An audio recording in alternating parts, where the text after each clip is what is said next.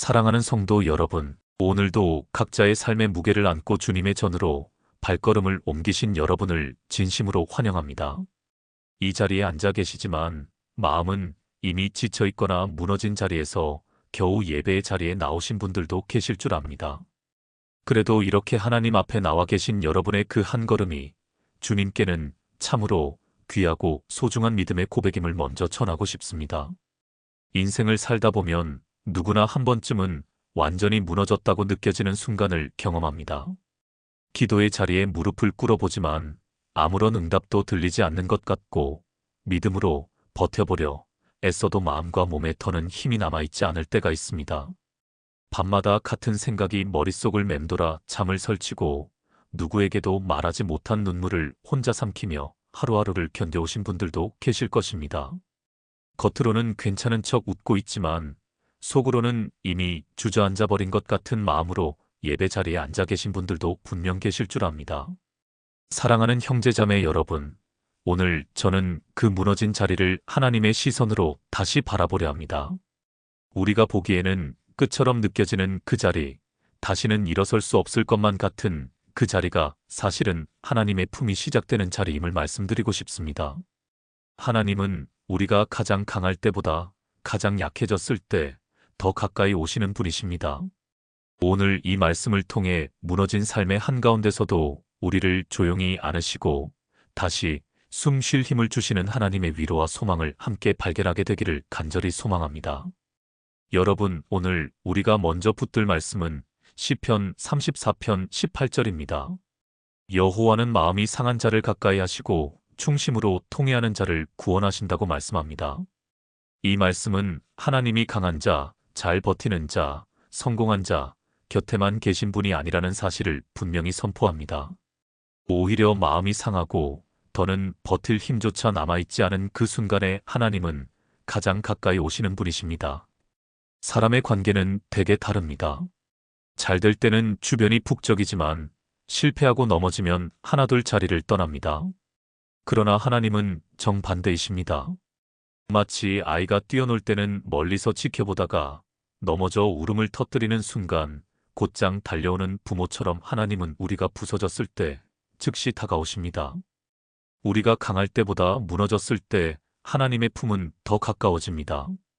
이 시편이 기록된 당시를 떠올려 보면 다윗은 왕의 자리에 있던 때가 아니라 도망자의 신세로 모든 것을 잃은 것 같은 절망의 한복판에 있었습니다. 사람의 눈으로 보면 철저한 실패의 자리였지만 바로 그 광야에서 다윗은 하나님을 가장 깊이 만났습니다. 무너진 자리는 하나님의 침묵의 장소가 아니라 하나님의 임재가 가장 짙게 머무는 자리였습니다. 이 말씀은 오늘 우리의 현실에도 그대로 적용됩니다. 혹시 지금 마음이 산산이 부서진 상태로 예배 자리에 앉아 계십니까? 기도해도 아무 일도 일어나지 않는 것 같고 믿음마저 바닥난 것처럼 느껴지십니까? 그렇다면 이 말씀이 바로 여러분을 향한 하나님의 음성입니다. 나는 내가 무너진 바로 그 자리에 더 가까이 와 있다. 여러분, 무너짐은 하나님의 거리감을 의미하지 않습니다. 오히려 하나님의 접근 신호입니다. 하나님은 우리를 고치기 전에 먼저 가까이 오시고 일으키기 전에 먼저 안아주십니다. 이 대지를 통해 우리는 분명히 기억해야 합니다.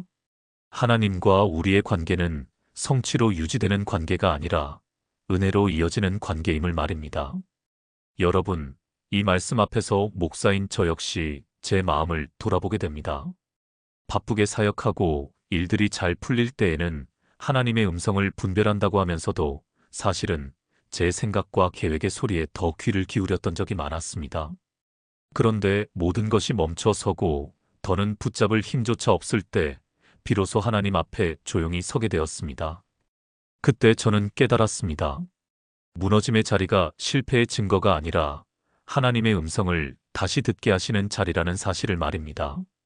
사랑하는 성도 여러분, 오늘 우리는 결단해야 합니다.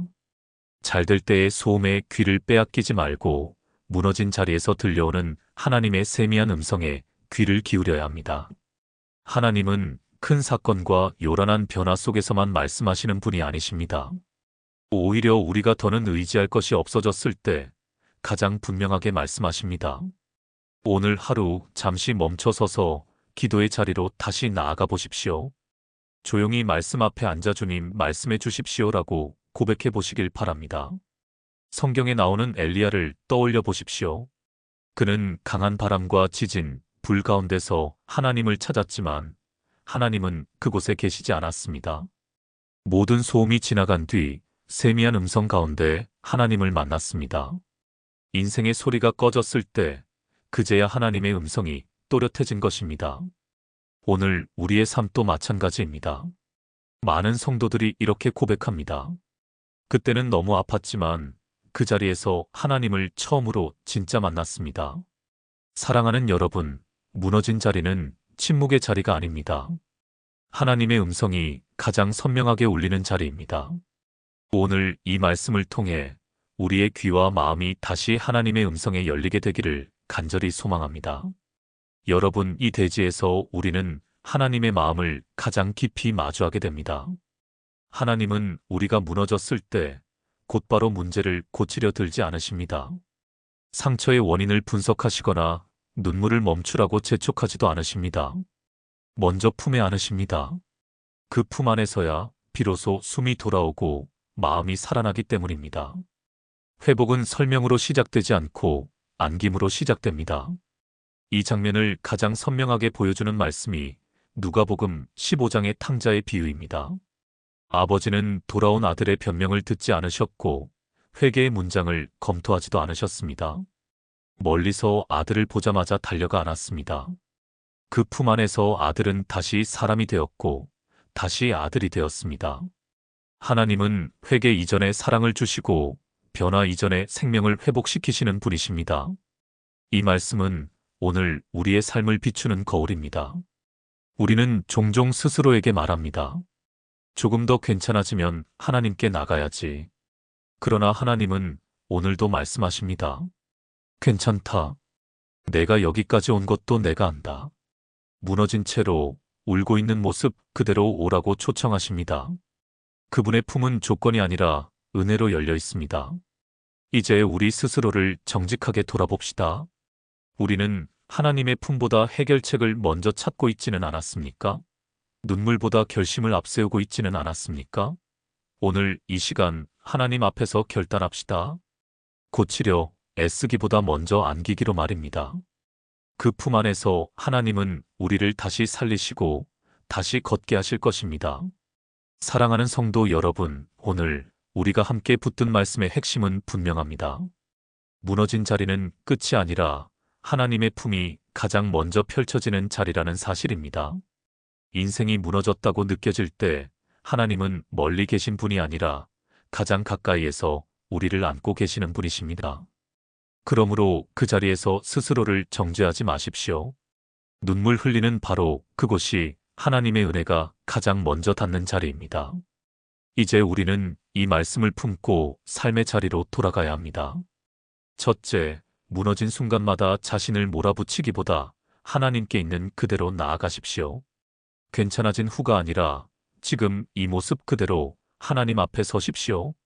둘째, 인생의 소음이 커질수록 잠시 멈추어 하나님의 음성에 귀 기울이십시오. 바쁜 하루 속에서도 짧은 기도의 자리, 말씀 앞에 머무는 시간을 놓치지 마십시오. 셋째, 다시 일어설 힘을 스스로 만들어내려 애쓰기보다 하나님의 품 안에 머무르십시오. 그 품 안에서 하나님은 반드시 다시 걸을 힘을 주십니다. 여러분, 오늘 이 말씀을 붙잡으십시오. 하나님은 무너진 여러분을 외면하지 않으십니다. 오늘도 조용히 여러분을 안고 계시며 그 품 안에서 다시 시작할 은혜를 준비하고 계십니다. 사랑의 하나님, 무너진 자리에서 울고 있는 저희를 외면하지 않으시고 조용히 품에 안아주시는 은혜에 감사드립니다. 저희가 스스로를 정죄하지 않게 하시고 있는 모습 그대로 주님께 나아가 안기게 하옵소서. 오늘 받은 말씀이 삶의 자리에서 힘이 되게 하시고 다시 일어설 용기와 믿음을 허락하여 주옵소서. 예수님의 이름으로 기도드립니다. 아멘. 이제는 우리 주 예수 그리스도의 은혜와 하나님 아버지의 크신 사랑과 성령님의 위로하시고 붙드시는 교통하심이 무너진 자리에서 다시 일어나는 모든 성도 여러분 위해 이제부터 영원토록 함께 하시기를 간절히 축원하옵나이다. 아멘.